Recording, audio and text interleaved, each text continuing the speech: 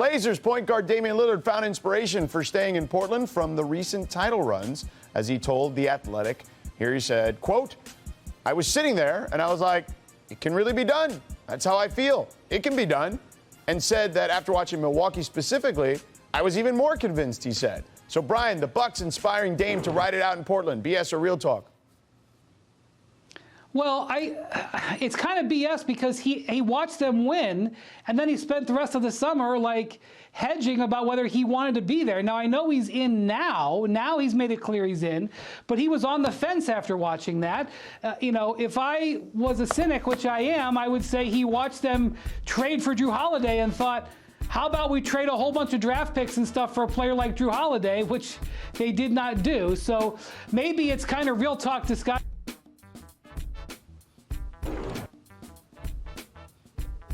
Perk, what do you think?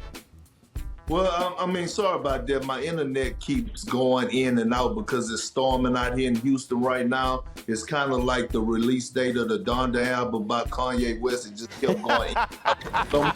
Wait, you don't control the weather, Perk? What's going on, man? Come on. Apologies on that. But look, listen, I think it's real talk, right? When you think about Damian Lillard, let me tell you why I think it's real talk.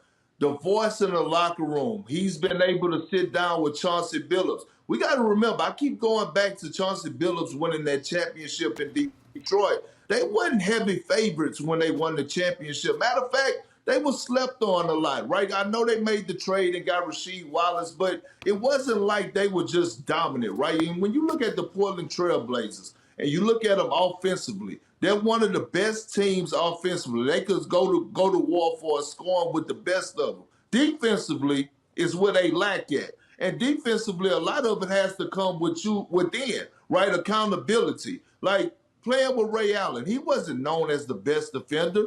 Playing with Paul Pierce, he wasn't known as the best defender. But when you get a voice and you get a coach to challenge them on the defensive side of things, a guy that already been to the mountaintop and won Finals MVP, then all of a sudden it's a different song in that locker room. So I think it's real talk.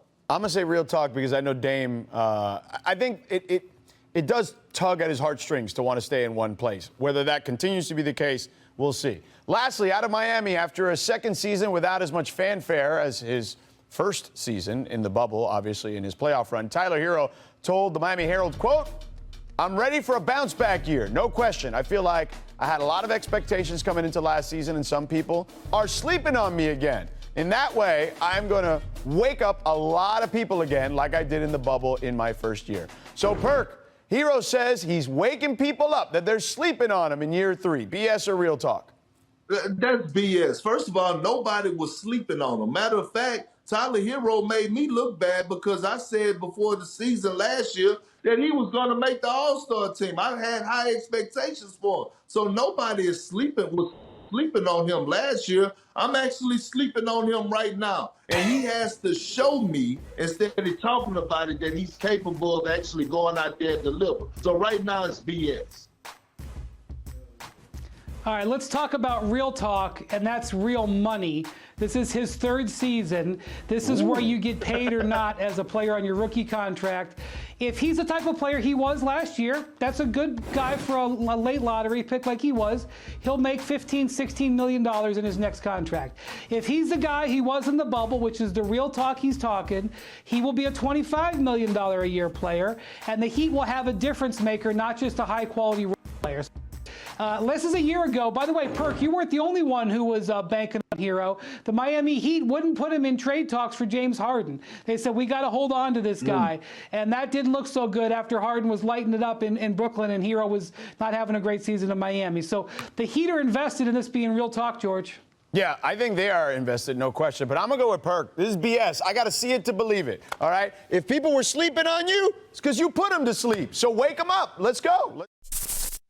Thanks for watching ESPN on YouTube. For live streaming sports and premium content, subscribe to ESPN+.